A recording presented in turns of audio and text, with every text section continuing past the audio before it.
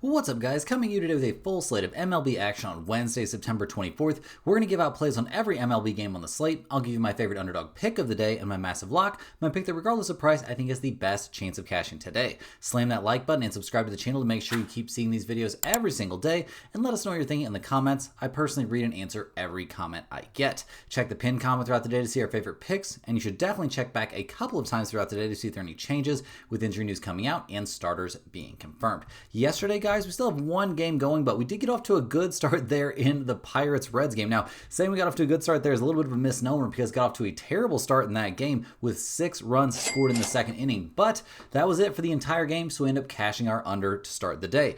We bricked the Cubs at -120, ended up being a 9-7 loss despite Horton getting the game off to a good start. Soroka and Rogers were both terrible out of the bullpen, and just in general, the Cubs bullpen was terrible in that one and gave away the game.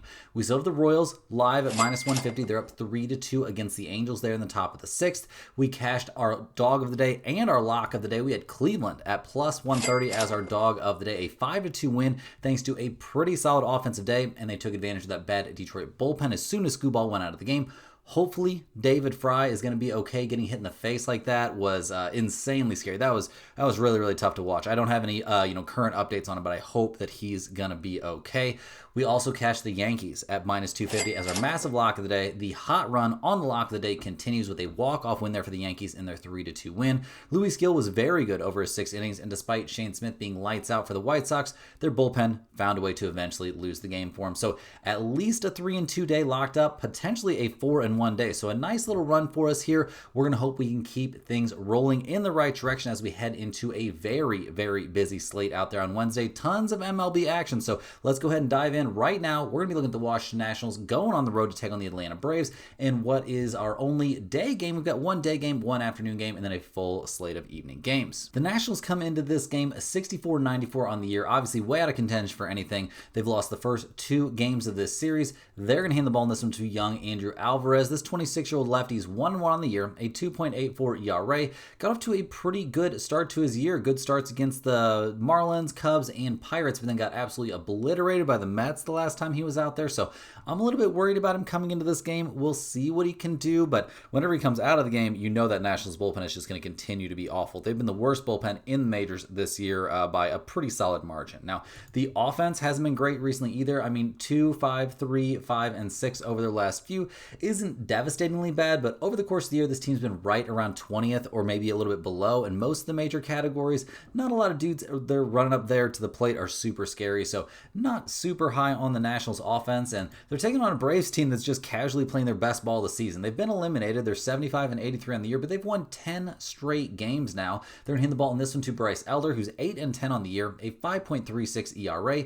His last start, he was dominant against the slumping Detroit Tigers, guys. 7 innings, 5 hits, 1 run allowed. So very, very good stuff in that one. Honestly, 4 out of his last 5 starts have been excellent. We'll see what he can do here against the Nationals, a team he hasn't faced since May, but he was very, very good against them in May. So definitely a spot we have to consider here. The Atlanta bullpen hasn't been bad down the stretch. A 4.21 bullpen over the course of the year isn't great, but not a bad bullpen overall. And the offense has been just rolling along. 3 runs in their last game is the lowest total they've scored at any point in this 10-game winning streak. So I'm expecting them to pick back up a little bit. They're 12th in the majors in runs scored. They're 17th in batting average, but 9th in on-base percentage. So overall, a very, very solid team at the plate, especially the way they're swinging the bats right now. Looking at the numbers for this game, the Nationals are +155. The Braves are -190. We've got a total of 9 in this game. The Nationals are 33-45 on the road, 40, 32, and 6 to the over on the road. The Braves are 36 and 39 at home, 40, 31, and 4 to the under at home.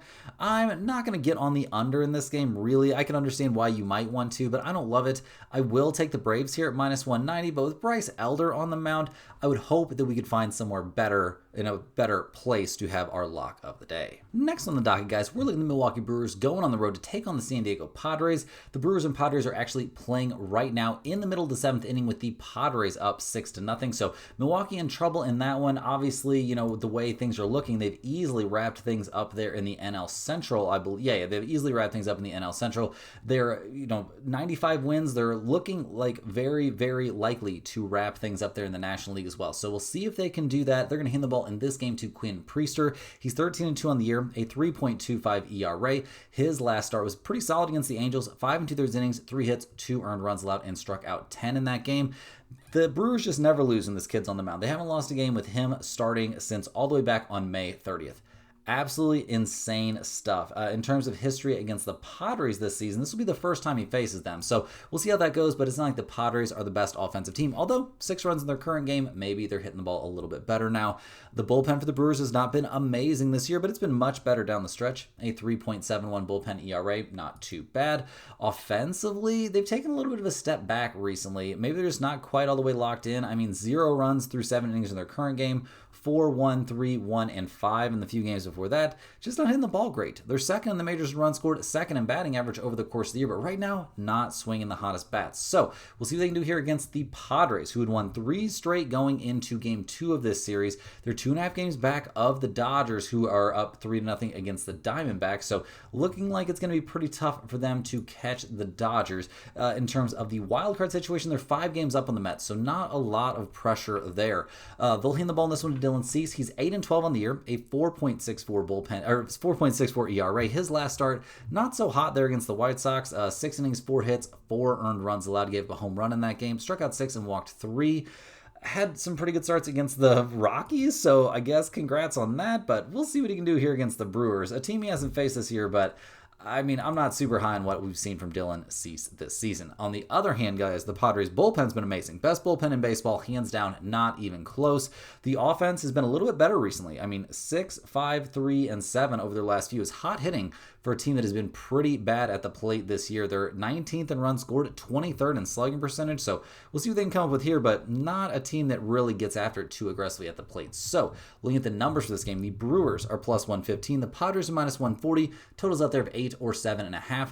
The Brewers are 44-34 on the road. That's an MLB best road mark. They are 38-37-3 to the under on the road. The Padres are 47-28 at home, 41-31-3 to the under at home. Getting Quinn Priester at plus money is very, very appealing. I don't know if we'll actually be on this. I do worry a little bit about the Brewers, not being super locked in for these games at the end of the year since there's really no pressure on them.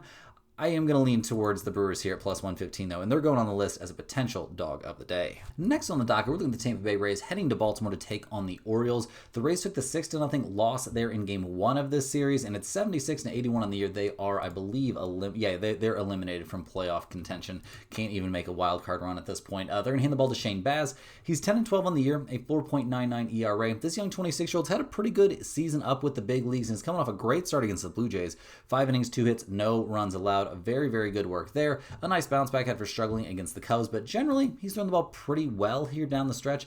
We'll see what he can do against the Orioles, a team that he somehow has not faced yet this season, but I mean, I like what I'm seeing from Baz right now. The bullpen for Tampa Bay, not exactly terrible either. A 3.69 bullpen ERA is not something I'm going to complain about. The offense, though, is what has sunk this team down the stretch. 0-7-3, 7-4-2 over their last few isn't terrible, but down the stretch, this team has been way worse at the plate. They were looking like a top 10, top 8 maybe offense for quite some time, but that has not been the case down the stretch. So we'll see if they can muster some runs here against the Orioles, who are 74-83 on the year, also eliminated from playoff contention. They're coming off that 6-0 win. They've taken a pretty big step back this year. They've come on a little bit here in the back half of the season. They're going to hand the ball in this one to Tyler Wells, who's 2-0 on the year, a 2.04 ERA.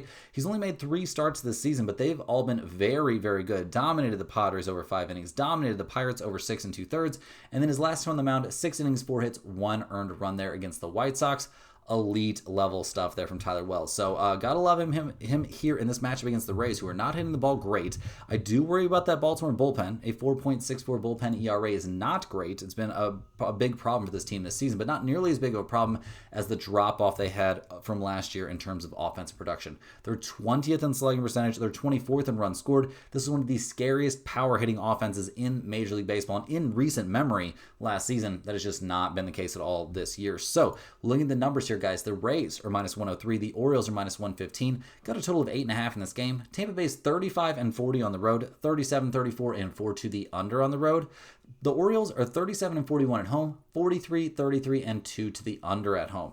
There are two plays on this game that I think are very, very reasonable. First of all, I will lean towards the Orioles here and Tyler Wells. I think he's the better pitcher in this matchup. He's throwing the ball great. I'm expecting him to have plenty of success in this outing.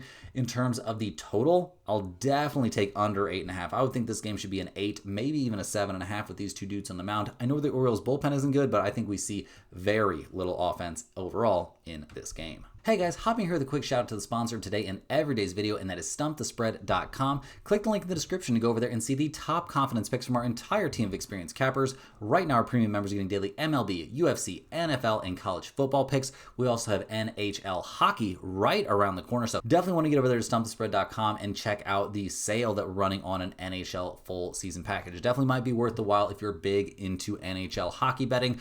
Guys, stumpthespread.com is a great resource, whether or not you're looking to sign up for a premium package or not. We got tons of free stuff over there every single day.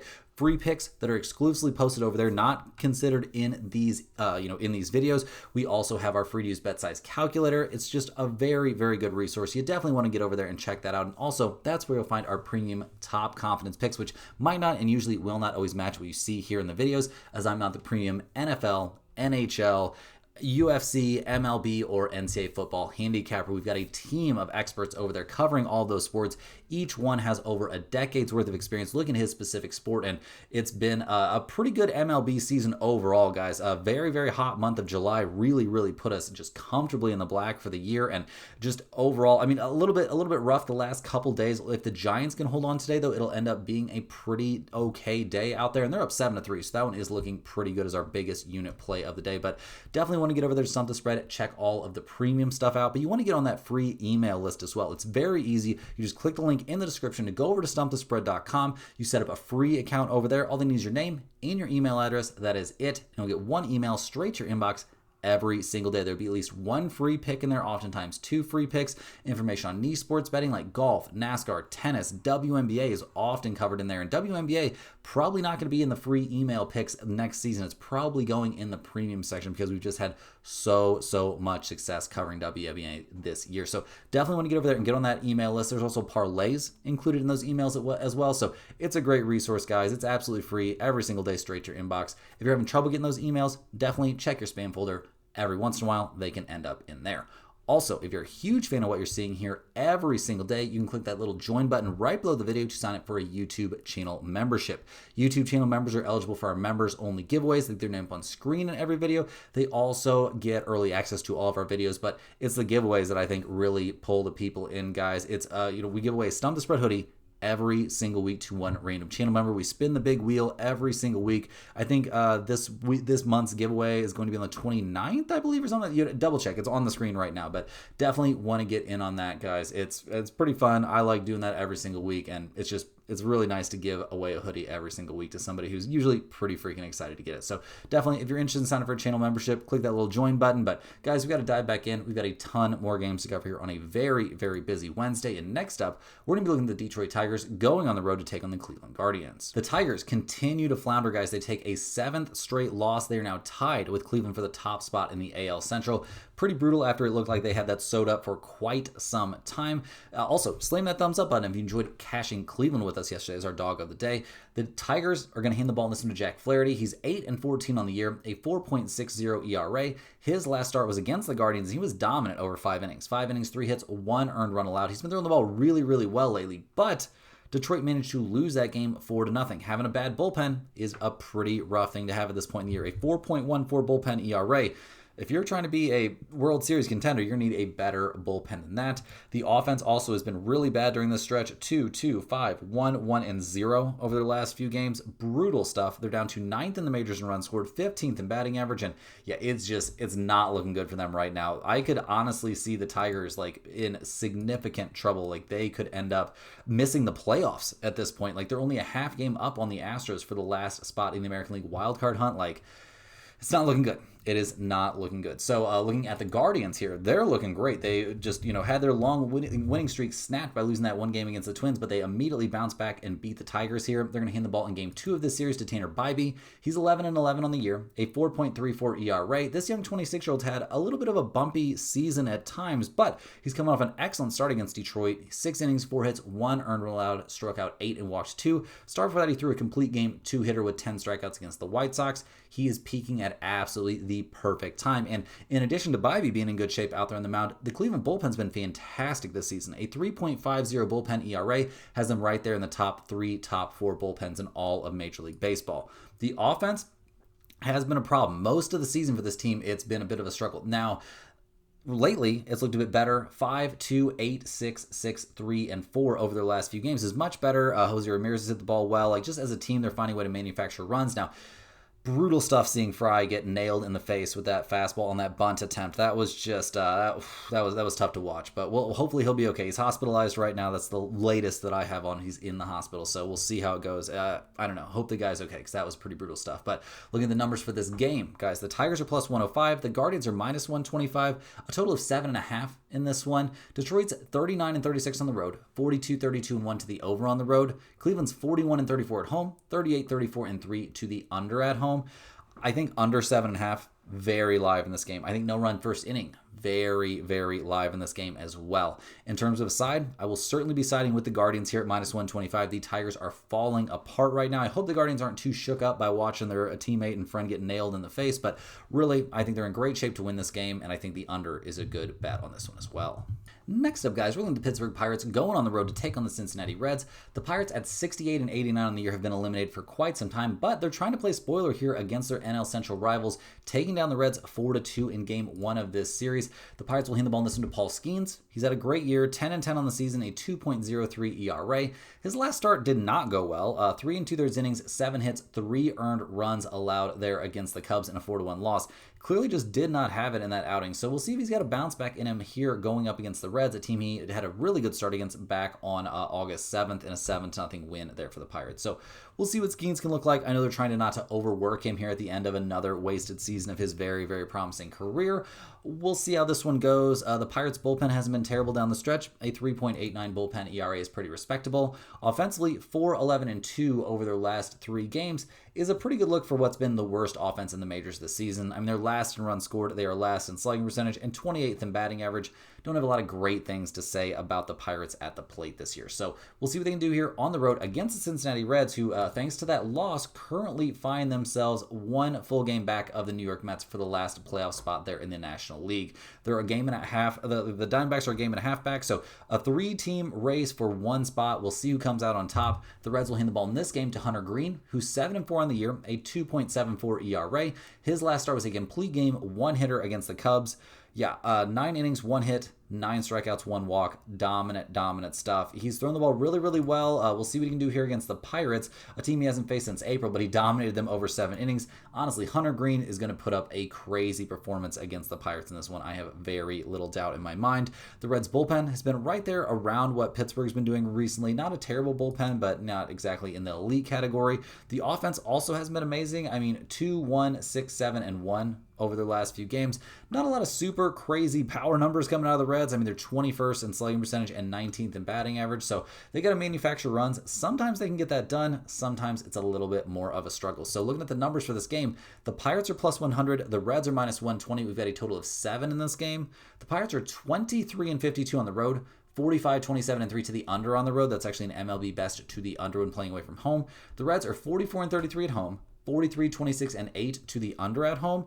I will definitely be leaning towards under, no run first inning. All that stuff seems very, very live to me, but I do think we're probably going to be backing the Reds here at minus 120. Hunter Green could throw another complete game shutout here against this terrible Pirates offense. So yeah, definitely give me the Reds here, and under plays when Skeens is on the mound definitely makes sense to me. Next on the docket, guys, we're looking at the Miami Marlins going on the road to take on the Philadelphia Phillies.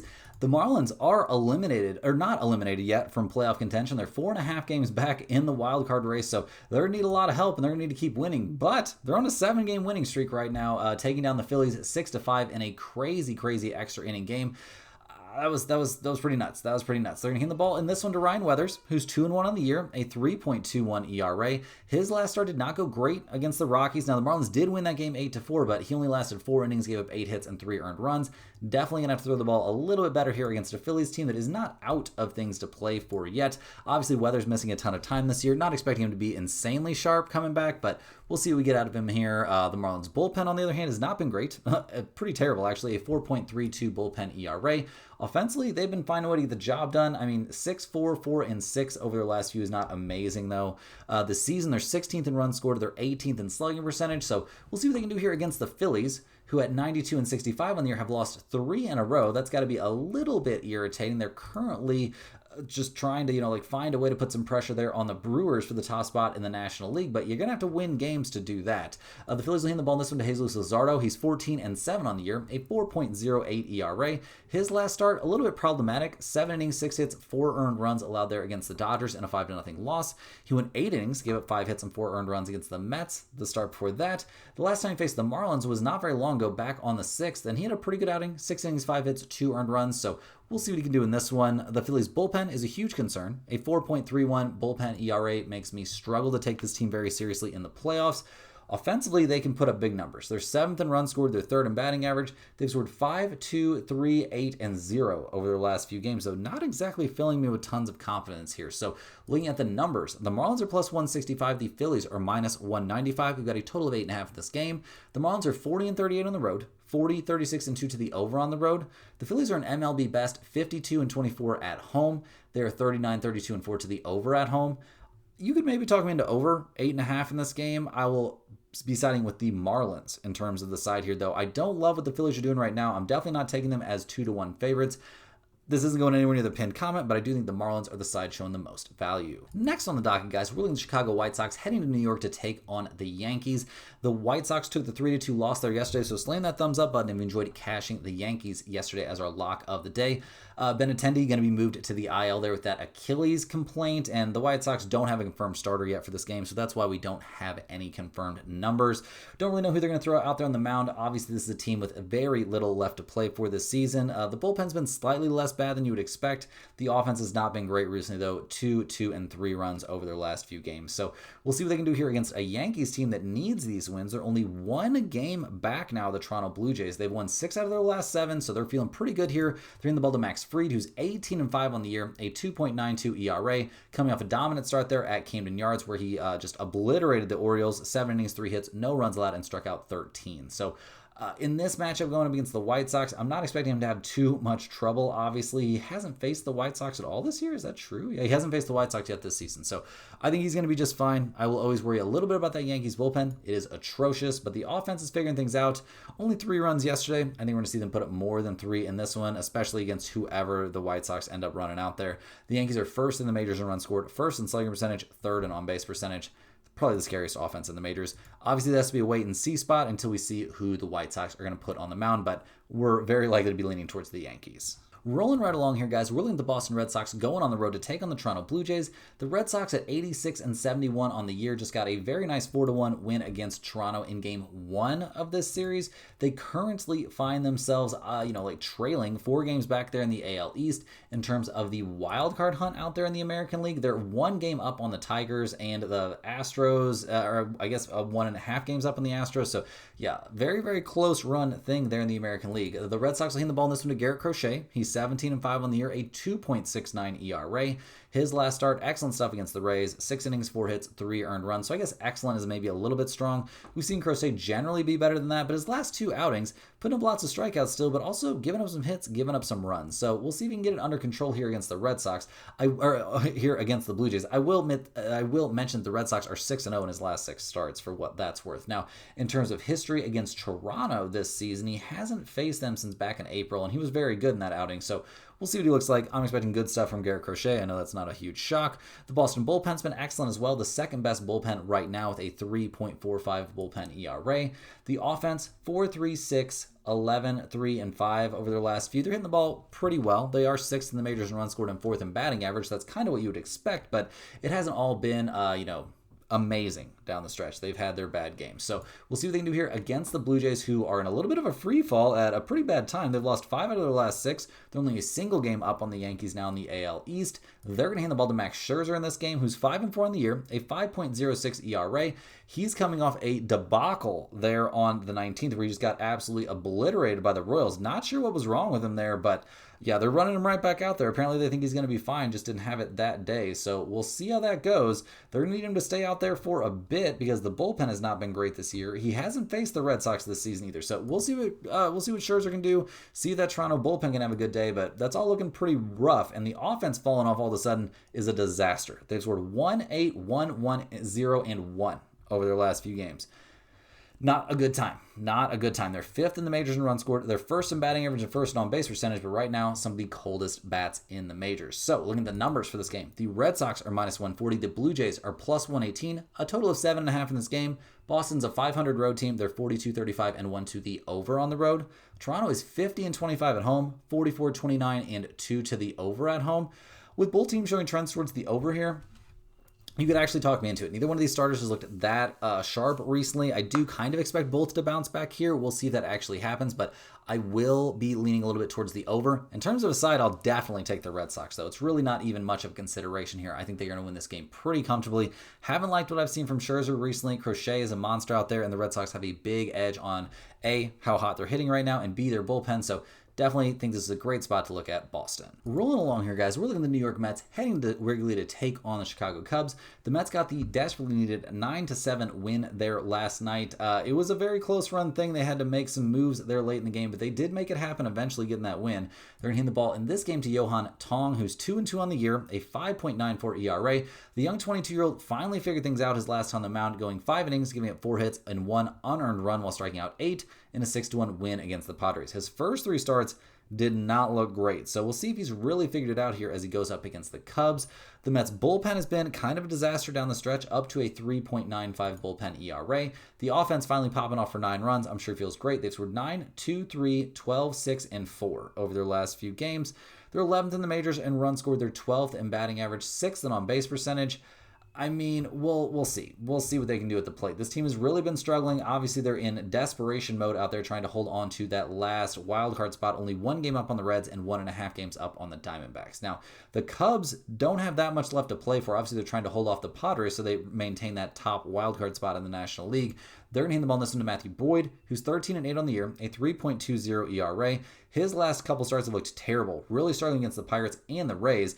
That being said, the Cubs won both of those games, but it was not because of him. The last time he took on the Mets this season, what did we see him do? Or has he? Oh, no, he faced the Mets back in May. He was very good, but he was throwing the ball great back then. That has not been the case recently. The Cubs bullpen also taking some steps back, up to a 3.83 bullpen ERA. Not great there. Offensively, 7-0-3, 4-0, and 8 over their last several games. Not hitting the ball too well either. They're 8th in runs scored. They're 14th in batting average. But right now, they're not swinging the bats like a great offensive team. So, looking at the numbers here, guys. The Mets are +110. The Cubs are -130. We've got a total of 7 in this game. The Mets are 31-44 on the road, 35, 33, and 7 to the under on the road. The Cubs are 46-27 at home, 34, 32, and 7 to the under at home. I'm not taking under 7 in this game, so I'd maybe lean slightly towards over unless there's an insane gale blowing in at Wrigley.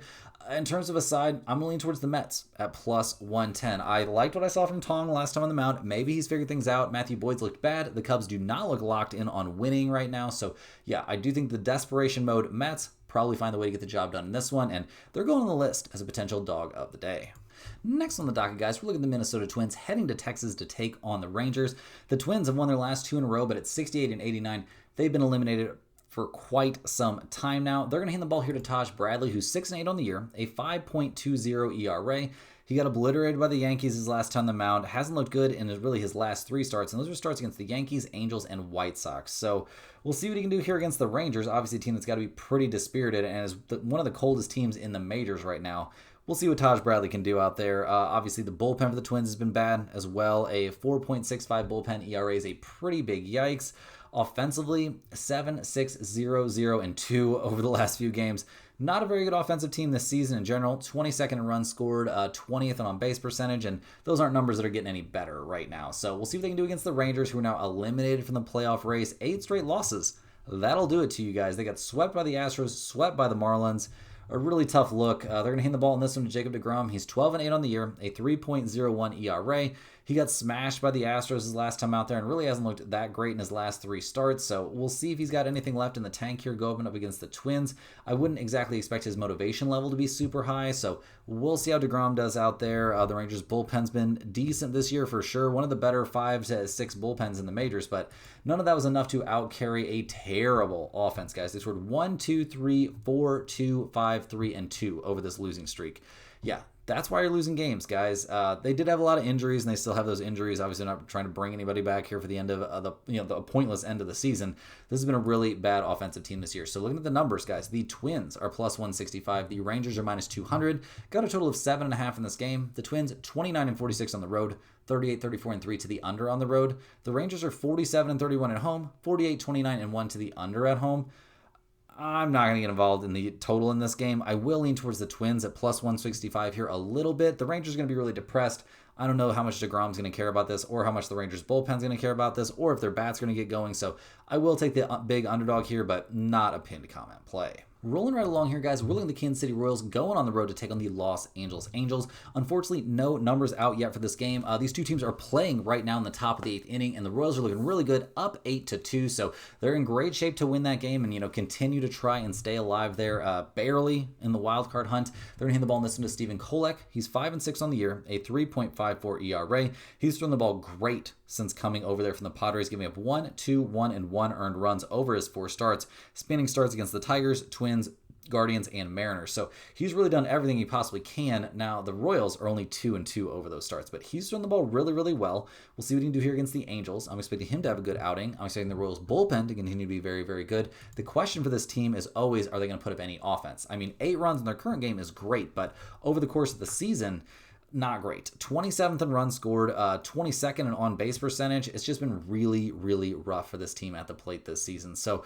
we'll see what they can do here going on the road against these Angels who at 70-86 on the year don't have anything left to play for, obviously. They're going to hand the ball in this one to Yusei Kikuchi. He's had a very down year, 6-11 on the season, a 4.05 ERA. His last couple starts have looked okay. A good outing there against Milwaukee, even up 2 earned runs over 5 2/3. A good start against the Mariners, giving up 1 earned run over 6 innings, but the Angels are 0-5 in his last 5 starts. So we'll see what he can do here against the Royals, a team he hasn't faced. Wait, he hasn't faced at all this year? Is that true? He really hasn't faced them at all? I guess he hasn't faced the Royals this season. But yeah, not loving any spot really for Kikuchi. Definitely not loving any spot right now for the Angels bullpen. One of the worst 4 or 5 bullpens in the majors this season. On the offense, 2 runs in their current game, 1, 3, 6, 2, 2, and 2 over their last few. They cannot hit the ball. They're all the way down to 25th in runs scored, 29th in batting average, 28th in on-base percentage. This team has been terrible at the plate this season. Unfortunately, no numbers for this game at time of recording, so make sure you're checking back on that pinned comment to see if anything from these games with no numbers ends up in there. With, the end of the season rapidly approaching, unfortunately, we're going to have, the odds makers aren't going to be letting these numbers out early very often anymore. Next up, guys, we're looking at the Colorado Rockies going on the road to take on the Seattle Mariners. The Mariners and Rockies are actually still playing right now, with the Mariners kind of shockingly down 3-1 in the bottom of the 8th, but they do have 2 runners on with nobody out. So they're threatening right now. They need these wins. The Mariners really trying to, hold on and end up winning the AL West. They've got a 3-game lead, so they're looking good. The Rockies come into this game, obviously, way eliminated. They handed the ball in this one to Tanner Gordon, who's 6-7 on the year, a 6.00 ERA. Got knocked around by the Marlins his last time on the mound. In terms of history against the Mariners this season, I don't believe, no, he has not faced them at all. So we'll see what he can do. One good start against the Padres, one terrible start against the Padres. I'm not super high on this young-ish guy out there on the mound. The Rockies bullpen's been atrocious, one of the worst 2 bullpens in the majors, and the offense has been the worst offense in the major leagues this year. Probably 29th in runs scored, 30th in on-base percentage, 23rd in batting average. They scored 3-0-7, 7, 4, and 5 over their last few, though. So hitting the ball a little bit. We'll see if they can keep that going here against the Mariners, who have been playing great down the stretch. They're going to hand the ball in this one to Luis Castillo. He is 10-8 on the year, a 3.63 ERA, coming off a lights-out start there against the Royals. His last 3 outings have been amazing, guys, dominating the Royals, Angels, and Braves. Is he good enough to shut down a good offense? That is yet to be seen, but we'll see what he can do here against the Rockies. Obviously, one of the worst offenses in the majors. I'm expecting him to be very good. I'm expecting that Mariners bullpen to have a little bit of a bounce back here. They've been struggling just a hair recently. I think they're going to be fine in this one. The offense is getting the job done. Maybe they'll get the job done at the end of this game. They scored 7, 6, 4, 2, 5, and 12 over their last few games. Cal Raleigh absolutely doing his thing out there. 58 home runs. I'd love to see him get to 60 this year. This is a very, very potent offense. Unfortunately, once again, no numbers out for this game. I'm not sure why the odds makers aren't letting them out. We're recording at our normal time. They're just not dropping these numbers yet. So, like I said, check back on that pinned comment, see if this one could make it in there. Next up, guys, we're looking at the Los Angeles Dodgers going on the road to take on the Arizona Diamondbacks. The Dodgers at 88 and 68 on the year have been looking pretty good. They've got a 2.5 game lead in the NL West. Right now, they're up 4-3 in the bottom of the 8th inning in game 1 of this series against the Diamondbacks. So we'll see if they can hang on. That Dodgers bullpen has been a bit problematic down the stretch. They'll hand the ball in this one to Blake Snell, who's 5-4 on the season. He's coming off a pretty great couple starts there, shutting out the Phillies over 7 innings and striking out 12, shutting out the Rockies over 6 innings and striking out 11. We'll see if he can keep things rolling. The last time he faced the Diamondbacks back on the 29th of last month, 5 1/3 innings, 4 hits, 3 earned runs allowed, walked 3 and struck out 8, and a 3-0 loss for the Dodgers. So we'll see what Snell can look like, see if he can buck that, keep throwing the ball the way he's been throwing it. The bullpen for the Dodgers, like I was saying, has not been amazing this season. A 4.28 bullpen ERA is definitely a problem they're going to have to figure their way around once the playoffs happen. And the offense, 4 runs in their current game, 1, 7, 6, 2, 5, and 6 over their last few. Seems like they're figuring things back out. They are second in the majors in runs scored and second in slugging percentage, so I'm not necessarily worried about the Dodgers offensively, but feels like they're not putting up too many big crooked numbers recently. So looking at their opponent in this game, the Diamondbacks, they've got to be in desperation mode. They are really trying to claw their way into that last playoff spot there in the National League. They're a game and a half back of the Mets and a half game back of the Reds, so we'll see if they can make it happen here as they hand the ball to Ryan Nelson, who's 7-3 on the season, a 3.34 ERA, coming off a good start against the Phillies, 5 innings, 5 hits, 2 earned runs allowed, but we eventually see the Diamondbacks lose that game 8-2. In terms of history against the Dodgers this season, he hasn't faced them since he faced them twice back in May, and he was actually really good in one bullpen outing, a dominant 2 innings, and then a start, 5 innings, 3 hits, 1 earned run, and a 4-3 extra inning loss. So expecting pretty good stuff here from Ryan Nelson. The Diamondbacks bullpen, though, is pretty terrible. That's a big concern for them. They got to produce a lot of offense, and a lot of nights they can do that. In their series against the Phillies, they scored 9-4-2, and not their hottest hitting series either. Over the course of the year, they're 4th in runs scored, they're 9th in batting average. Everybody thought this team was going to fold up and close up shop, me included there at the trade deadline. Well, it turns out that's not the case. So look at the numbers for this game. The Dodgers are minus 155. The Diamondbacks are plus 130. We've got a total of 8.5 in this game. The Dodgers are 34-39 on the road, 41-31 and 1 to the under on the road. The Diamondbacks are 42-36 at home, 38-35 and 5 to the over at home. Guys, I'll be taking the Diamondbacks at home at plus 130. I know that Blake Snell's thrown the ball really well recently, but he struggled recently against these Diamondbacks as well. So I'm not seeing this going to be some easy walk in the park. I think it'll be a very, very close game. And if you're telling me I can get the Diamondbacks here at plus 130, it definitely seems pretty appealing with them playing at home. Rounding into the home stretch here, guys, we're looking at the St. Louis Cardinals going on the road to take on the San Francisco Giants. The Cardinals at 77-80 on the year are still not eliminated from playoff contention. They're 4 games back, though, so they need every win they can get, and they're currently down 8-3 there in the top of the 7th inning. So things looking pretty good there for the premium members on that Giants play. That was our biggest premium play of the day. The Cardinals will hand the ball in this game to Sonny Gray. He's 14-8 on the year, a 4.33 ERA. Hasn't exactly been the ace that they've needed, but he's thrown the ball better over his last 3 starts, giving up 1, 2, and 3 earned runs respectively in back-to-back starts against Milwaukee and then 1 start against the Giants. So overall, he's thrown the ball pretty well. We'll see what he can do this time against the Giants. 5 1/3 innings, 2 hits, 3 earned runs is not amazing. He also walked 4 in that game, so definitely got to clean that up a little bit. The Cardinals' bullpen's been one of their bigger strengths this year. A 3.60 bullpen ERA is obviously excellent. The problem has been the giant offensive fall-off they've had in the last, I would say, basically after the All-Star break, things really were going south by the All-Star break. So it's been pretty rough at the plate. They're down to 18th in runs scored and 27th in slugging percentage after looking like a top 10 offense for the first maybe, 80 to 90 games. So we'll see what they can do here in San Francisco, taking on this Giants team that at 77-80 on the year is also not eliminated. They're trying to hang on to their chances. They're also 4 games back. They're going to hand the ball to Robbie Ray in this one. He's 11-8 on the season, a 3.65 ERA. His last couple starts got destroyed in back-to-back outings against the Dodgers. Had a good start against the Diamondbacks, had a bad start against the Rockies. He's really had a rough time here at the end of the year. We'll see what he can do against the Cardinals, a team he hasn't faced this season, but not loving what I'm seeing from Robbie Ray at the moment. The Giants' bullpen's obviously been fantastic. A 3.46 bullpen ERA is not something I'm going to be complaining about, and they've been one of the best bullpens all year long.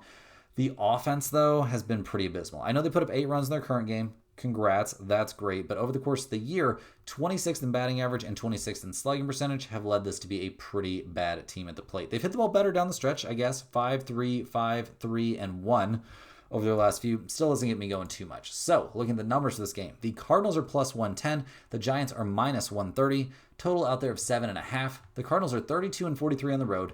38, 33, and 4 to the over on the road. The Giants are 38 and 37 at home, 40, 32, and 3 to the under at home. I will lean just a hair towards the under 7.5 in this game. I'm not going to get too excited about that, but I do think offense will be at a premium. In terms of a side with how bad Robbie Ray has looked recently, I have to take the Cardinals. Plus 110 with Sonny Gray on the mound doesn't seem horrible to me, but definitely not a situation where I have enough faith in this thing to put it in the pinned comment. Last but not least here, guys, we're looking at the Houston Astros going on the road in this one to take on the Sacramento Athletics. Now, the Astros have really kind of played themselves into a bit of a tough situation. They come into this game currently 3 games back of the Mariners. They're currently playing the Athletics right now, and they're down 4-1, so things are not looking great for Houston. They're currently a half game back of the Tigers, who are now in that last play-in spot, or last wildcard spot in the American League. The Astros hand the ball in game 2 of this series to Hunter Brown. He's 12-8 on the year, a 2.30 ERA. His last start, 6 innings, 5 hits, 2 earned runs allowed there against the Mariners. He's looked really good in his last 5 starts. The Astros still, though, are only 2-3 over that span. So we'll see what he can do here against the Athletics. He hasn't faced them since back in July, and he was good over 5 innings, but that was in a 5-1 loss. So we'll see what he can do. The Astros bullpen's been okay, not necessarily dominant. A 3.69 bullpen ERA is good, but down the stretch, has it been good? Seems a bit up in the air. Offensively, this team struggled all year long, and if they don't make the playoffs, that's going to be the reason why. They are 23rd in runs scored, 11th in batting average, 15th in on-base percentage. They've scored 1, 3, 4, 0, 5, 6, and 6 over their last few games. Just not a team you can rely on offensively, and that's been a huge, huge problem. So we'll see what they can do here, taking on the Athletics, who are eliminated from playoff contention, but are more than happy to play spoiler here as they hand the ball to JT Ginn, who's 4-6 on the year, a 4.57 ERA. His last start was against the Red Sox, 6 innings, 5 hits, 2 earned runs, and a 5-3 win. The Athletics are 4-1 over his last 5 starts, and I would say 4 of those have been very, very good. So we'll see what he can do here against the Astros, a team that we haven't seen him face since back in July, but he was lights out in that outing. 6 innings, 3 hits, no runs allowed. So dominant stuff in that one. I can't say that the Athletics bullpen has been dominant this year, but it's looked better down the stretch, down to a 4.56 bullpen ERA. All season long, the offense has looked good. Now, they looked terrible in that series against the Pirates. So far, they've bounced back a little bit in game 1 of this series. We'll see if they can keep it going. They are 13th in runs scored this year, 6th in batting average, 4th in slugging percentage, but they are starting to get a little bit banged up, so definitely keep an eye on that injury report for the Athletics. Unfortunately, we don't have any numbers for this game at time of recording, so we'll see what happens, but I could imagine unders looking pretty good in this one. I could also imagine theoretically leaning towards the Athletics if they're a big enough underdog, but obviously with no numbers at all, this is a wait and see spot. Guys, that's all the games we have here for today. Hit that like button for good luck on all of your bets. Subscribe to the channel if you're new around here, and let me know in the comments any questions you have on today's slate. I'm more than happy to get back to you. I appreciate everyone for watching these videos. Make sure you're checking back the pinned comment a couple times per day. There could be more games added in, especially on this slate where we've got a lot of numbers not out yet. Click the link in the description to get over there to stumpthespread.com and check out all the free picks that we post over there, all the premium stuff over there at stumpthespread.com. Definitely want to get in on that. We got a big week of football coming up here, a big weekend of football coming up, so get in on that and definitely get on that free email list. Guys, we'll see you right back here tomorrow, same time, same place, for more sports betting action.